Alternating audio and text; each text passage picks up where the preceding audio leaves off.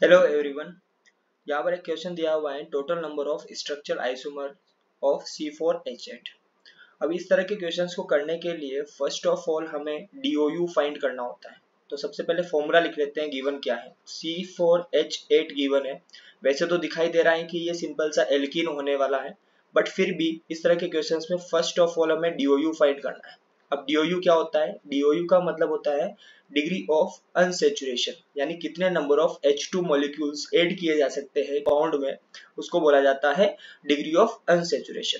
और इसका फॉर्मूला होता है कार्बन का number +1 minus half of H plus X, halogen का नंबर माइनस नाइट्रोजन का नंबर।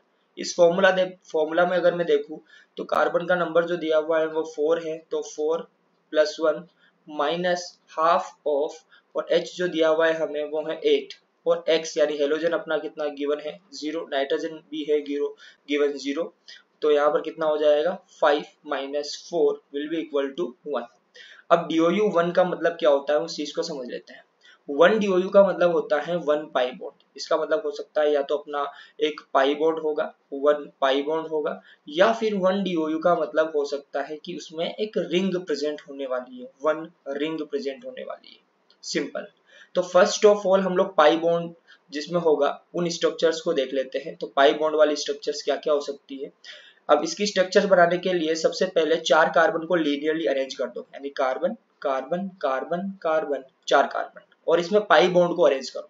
तो सबसे पहले पाई बॉन्ड में लगा सकता हूँ दिस यहाँ पर, और फिर हम लोग कार्बन कार्बन कार्बन कार्बन और पाई बॉन्ड लगा सकता हूँ बीच में। इसके अलावा मैं पाई बॉन्ड को अगर मैं इस पोजीशन पे ले जाता हूँ तो सिमिलर टू 1 हो जाएगा, और हमें 2 डिस्टिंक्ट स्ट्रक्चर्स मिल रही है यहाँ पर।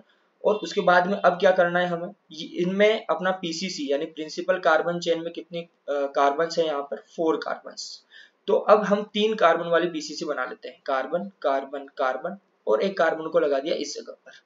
अब डबल बॉन्ड को अरेंज करना है तो डबल बॉन्ड को मैं यहाँ अरेंज कर सकता हूँ। अब इन दोनों जगह पर अगर अरेंज करता हूँ तो सेम स्ट्रक्चर बनेगी, यानी यहाँ पर केवल एक टाइप की स्ट्रक्चर बन रही है, जिसमें PCC कितना हो सकता है अपना 3 कार्बन का हो सकता है। अब 2 कार्बन का PCC पॉसिबल है नहीं, तो हमारी जो स्ट्रक्चर्स बन सकती है असाइक्लिक स्ट्रक्चर्स वो हो जाएगी टोटल 3। अब रिंग वाले स्ट्रक्चर्स के बारे में बात कर लेते हैं कि रिंग कितनी बन सकती है। यहाँ पर रिंग की बात की जाए तो रिंग के लिए 4 कार्बन से बनने वाली रिंग जो होती है वो कुछ इस तरह से दिखेगी, अपने एक स्क्वायर की तरह, राइट, साइक्लोब्यूटेन। उसके बाद में अब 3 कार्बन की रिंग पे आते हैं, और 3 कार्बन की रिंग अगर मैं बनाता हूं तो एक कार्बन को मुझे बाहर अरेंज करना होगा, कर दिया।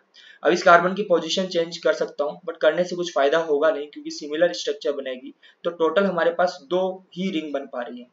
कोई बोले कि 2 कार्बन की रिंग बना के दिखाओ, विच इज इम्पॉसिबल, 2 कार्बन की रिंग बन नहीं सकती। तो टोटल 2 यहाँ पर रिंग बन रही है, और अपने पास 3 बन रहे हैं असाइक्लिक स्ट्रक्चर। यानी टोटल स्ट्रक्चरल आइसोमर कितने हो जाएंगे इसके, टोटल कितने हो जाएंगे इसके 5 स्ट्रक्चरल आइसोमर होने वाले हैं।